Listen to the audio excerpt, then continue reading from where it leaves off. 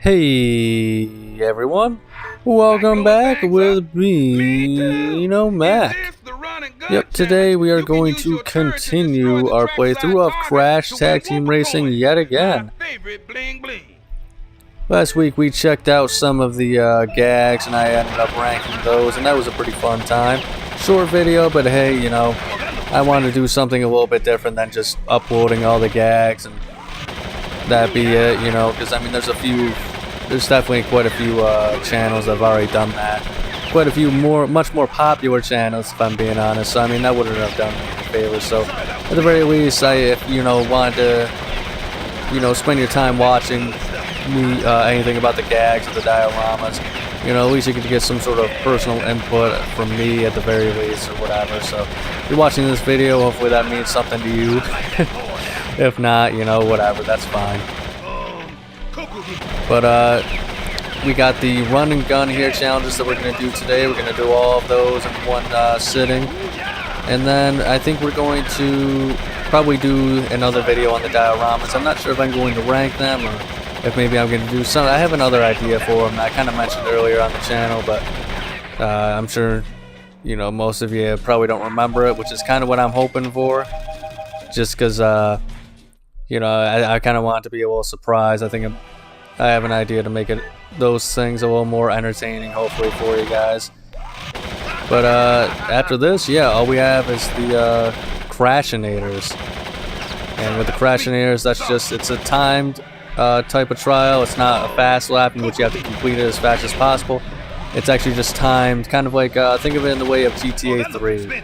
But with that, I think it's called the fuzzball, where you have to pick up the prostitutes and within the time limit. That's kind of what Crashinator is, except instead of picking up prostitutes, you are picking, you're just driving into obstacles. But that's not until a few episodes there. But I figured I'd give you guys a little bit of a teaser. Give it a little bit of that tease. Smoochy, smooch, kissy, wishy. Anyway, to avoid any more awkwardness, I actually went over in a previous video, the fast laps, I believe it was actually. Yeah, it was. I went over some of the beta content in that title of things that we missed out on the Crash Bandicoot series, and there was quite a few interesting things there that I went over. The link to the Cutting Room 4 article of the cut content will be down below, just like it was in that video and the previous video, some of them. But don't worry, I know I have a tendency to repeat myself at times, but I went over in that video, I went over some of the cut cars. There was a hub world that was ended up being cut, but was shown in pre-released screenshots, and I talked about a bunch of test maps and all sorts of things like that, as well as a cheat menu. A lot of cool stuff, I'll just say that I went over in that video, but there's more that I didn't go over, and I figured, what, this is probably a better video to do that. And I don't know, I'm thinking of maybe, checking it out, and maybe I might do a beta Crash video.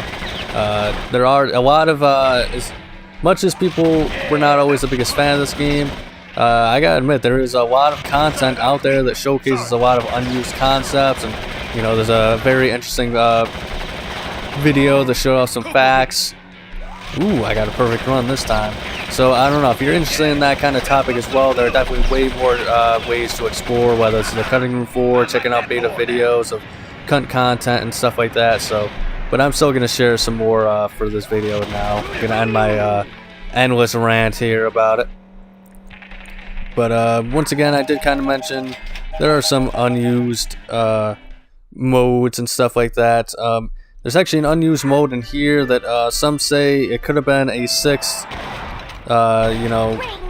mode for single player mode. And apparently it is called Cone Attack. Now the thing with this is there's only two of these tracks of this variation, which apparently are the Tyrannosaurus Rex and some of the Astroland tracks. But apparently there's also a bit of a layout for the track and the Beanstalk. But either way, with that, it's kind of one of those things. Once again, I mean, I've gone over content where we can't quite decipher what it would have been used for. Once again, if you want to see what I'm talking about, check out my Fast Last playthrough where I go through a bunch of the beta content. But enough of that video plugging. We're here and you know, this video. So the unused mode, cone attack, it's kind of because of the video, like it was so unfinished you can't really tell what it would have been, unfortunately. If I had to register a theory, maybe it was something in which, you know, would have been the opposite of the Crashinator, in which maybe it would have been there's a bunch of cones on the track and you have to avoid them, kind of like how you would do with, like, you know, your driver's test or whatever. But I don't know. I mean, it would be, it's something that we can't really know about, unfortunately. And I don't know. When you look at the video, I'm not gonna, like my last video, I'm not gonna show any of like the actual pictures or anything like that, because while I am talking about this stuff, the main focus of this video is me doing these kinds of you know, just playing the game and doing these kinds of trials and doing the missions and stuff like that.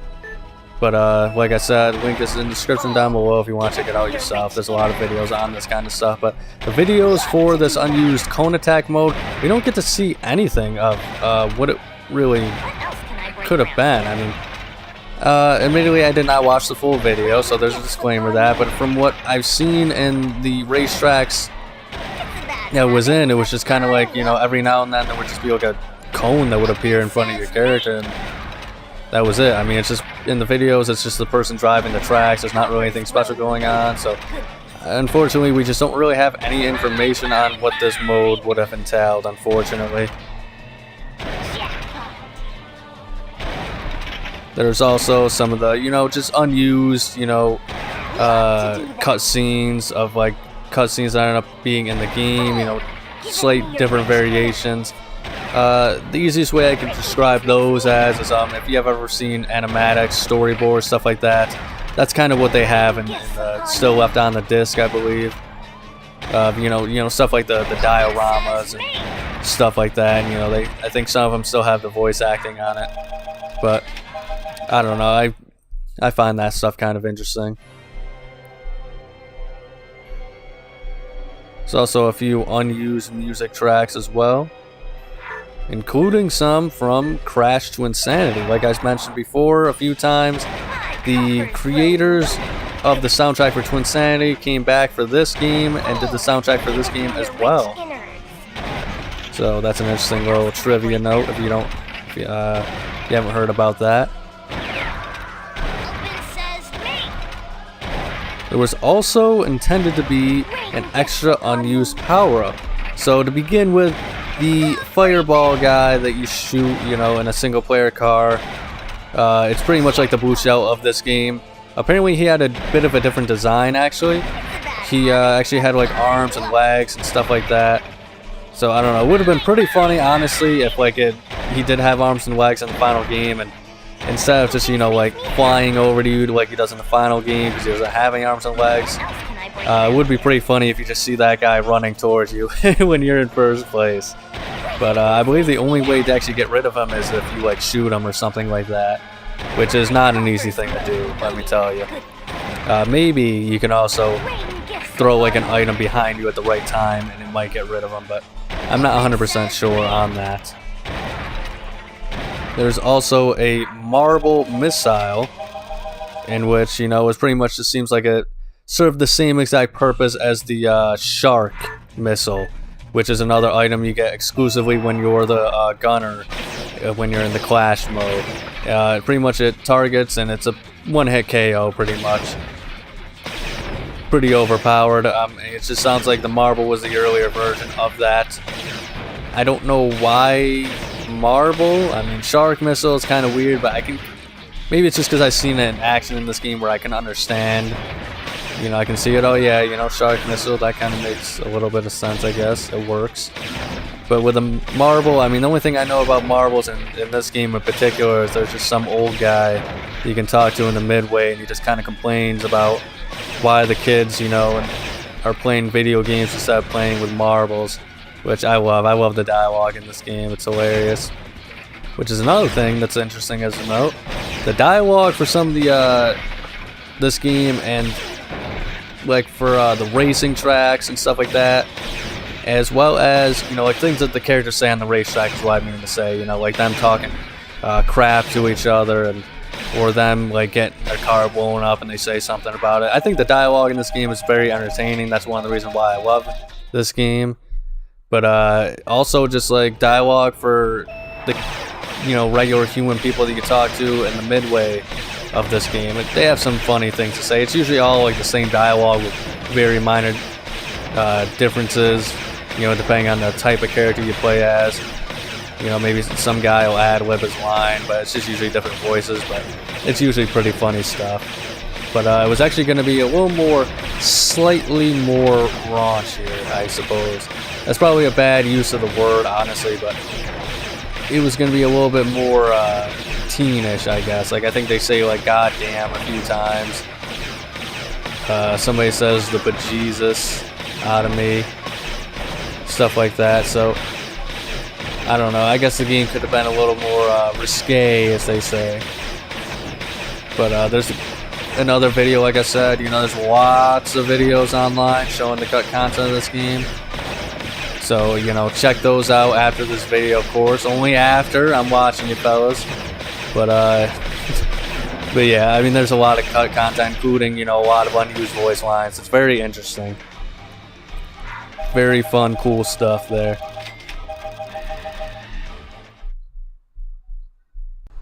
Also, another interesting set of circumstances. So, I did mention previously, however, I know I said I was going to mention things previously, but I am, because it actually has to do with this next entry. There's a PSP version of Crash Tag Team Racing, and it came with, I believe, 2 bonus battle arenas, as well as 4 bonus cars, maybe 5. Yeah, I believe it was 5 actually. So that's my bad. But yeah, it came with, if you had that version and you had the PS2 version, you could connect both of the games, kind of like how you would back in the day with like the Game Boy and the GameCube and stuff like that. That was just something like a cool feature that they had, a bonus for you for having the the handheld version of the console and stuff like that.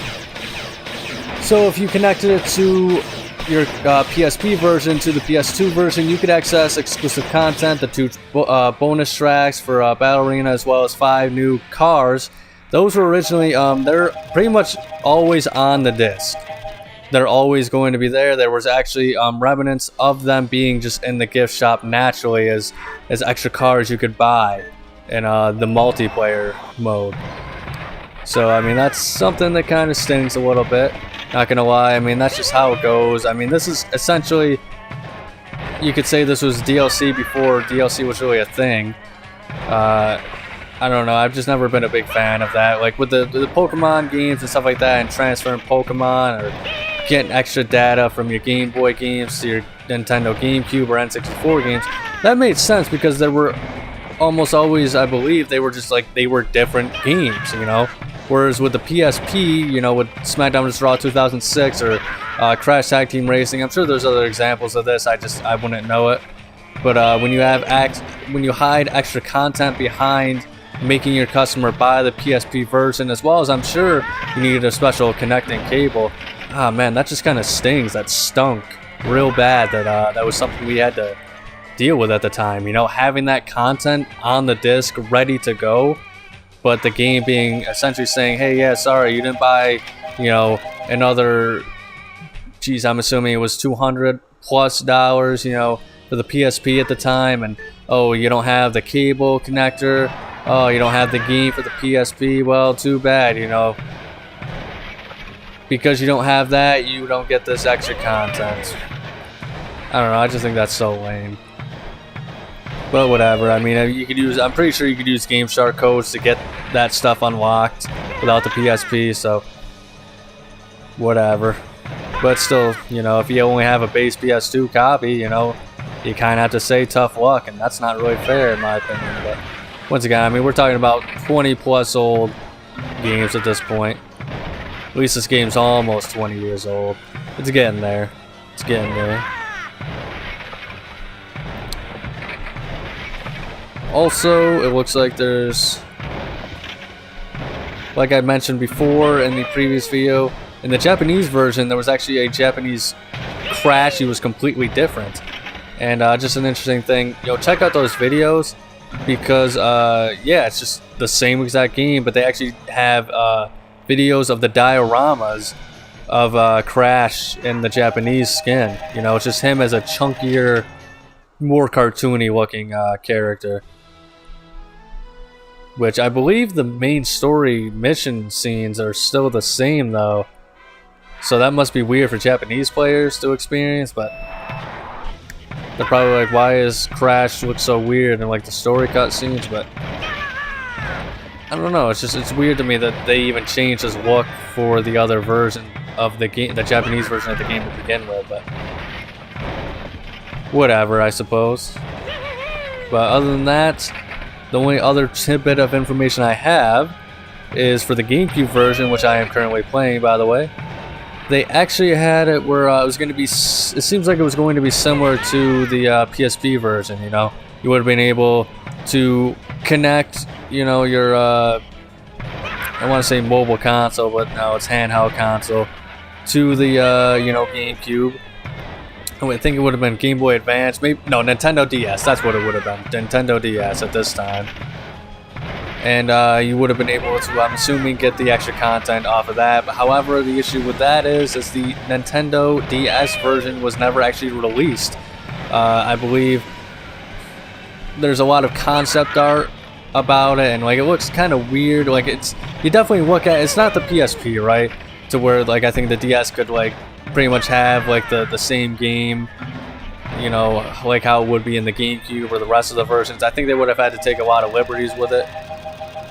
But I'm sure they would have found some way to make it, where that content would have still been available on the DS version or something like that. But it definitely looks pretty primitive looking at it, which, that's just how the DS was. But I don't know, it's just interesting to think that there could have been another entirely almost, I think they said it was almost 80% finished or something with that. Like 1 to 2 months left until the game was ready to be released on the Nintendo DS. And unfortunately, it got canned. I believe the reasoning for it was, I think it would have been something where Mario Kart for the Nintendo DS was being released at the time, like a few months later, like around the holiday season. And apparently, because of that, the higher-ups who were making the calls on the game said, "Hey, look, we can't compete with Mario Kart, so might as well just can this game, whatever." Which, I could definitely see that as a halfway decent reasoning. I mean, you're 80% done. You should just release it at that point anyway. Finish it up, 1 to 2 months. Because even if you release it, you're releasing something, that can be sold, even if it sells poorly. But I don't know, maybe that would still cost them more money in the long run. I don't know how, game development and the costs associated with that works, but apparently there's also rumors. Apparently the company, a lot of apparentlys out there, but it seems as though the company, like the leadership in charge of, I believe, Radical, they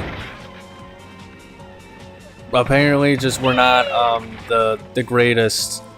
I guess there was apparently a level of incompetency there. Kind of like my pronunciation of that word, incompetency. But I think there was also, I think they just like the higher ups just kind of didn't seem to care much for the project as well, I guess. Which there was just a lot of issues with higher ups and staff, unfortunately. And apparently, there's they were just saying that they didn't want to release the game or whatever, something like that. And yeah, apparently there was also some misconduct behind the scene, if I remember correctly, which is unfortunate. You always hate to hear that. But yeah, it just the Nintendo DS version was just not ever able to be released because of higher ups. Apparently, the reasoning specifically, I guess we'll never exactly know. But, fact is we weren't able to see it. What else can I break around here? Open sesame. But that's pretty much it. I'm tapped out on all the unused content, I believe. To do that. like I said, I'll leave the link in the description below if you want to check out some of that stuff. And you know, there's some things in there, like, you know, there's actual like coding notes and like build dates and all that sort of stuff that, like, you know, I don't know what the heck I would be talking about if I just listed that. I don't think it'd be very interesting either. If I said, oh yeah, here's build date for, you know, 2004 April. Oh, here's build date for 2004 April 2nd, you know. But I mean, I'm sure someone with a lot more knowledge on coding and stuff like that would be a lot more interested in that. So if you are, check that out. Link description below. Cutting Room 4. And there's even a lot of stuff that I've seen online and videos and stuff like that that wasn't included on the Cutting Room 4, which kind of delve more into I wouldn't say hearsay, but like things that may or may not have sources to them, you know. Like I heard at one point, you know, on one video, there's not really much that was said about it, but that there was originally apparently supposed to be more characters on it. I don't know if that came from a developer interview. I don't know if it was just something that the video maker made just to fill out some time or something like that, but it was never elaborated on. It wasn't said who would have been included or anything like that, why they were not included or anything like that, so take that with a grain of salt. But that's gonna pretty much wrap it up for this video. So thank you guys so much for watching. If you enjoyed, make sure to like and subscribe, as well as check out next week's episode. But above all else, please remember to have a nice day.